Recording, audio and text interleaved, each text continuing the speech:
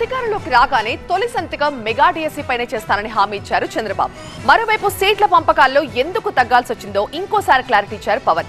AP భవిష్యత్ కోసమే కఠిన నిర్ణయాలు తీసుకున్నామన్నారు.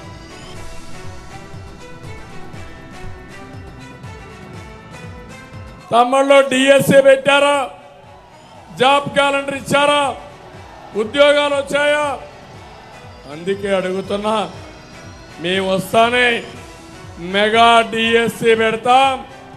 మొదటి సంతకం మెగా డిఎస్సీ పైన పెడతామని మీ అందరికీ హామీ ఇస్తున్నా.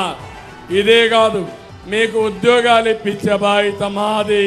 తగ్గాం మేము, చంద్రబాబు గారు తగ్గారు. ఒక బలమైన వ్యవస్థాపక బలం ఉండి కూడా ఆయన తగ్గారు.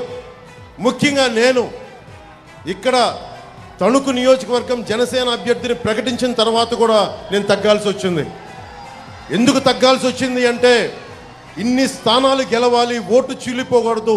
దాంట్లో భాగంగా మా అన్నయ్య నాగబాబు గారి సీటు కూడా అనకాపల్లి పార్లమెంట్ అభ్యర్థిగా ప్రకటించి కూడా మన భారతీయ జనతా పార్టీ కేంద్ర నాయకత్వం అడిగినప్పుడు దాన్ని నేను తీసుకొని మా అన్నయ్య గారికి కూడా క్షమాపణలు చెప్పి పెద్ద మనసుతో అర్థం చేసుకోమని నేను తగ్గాను.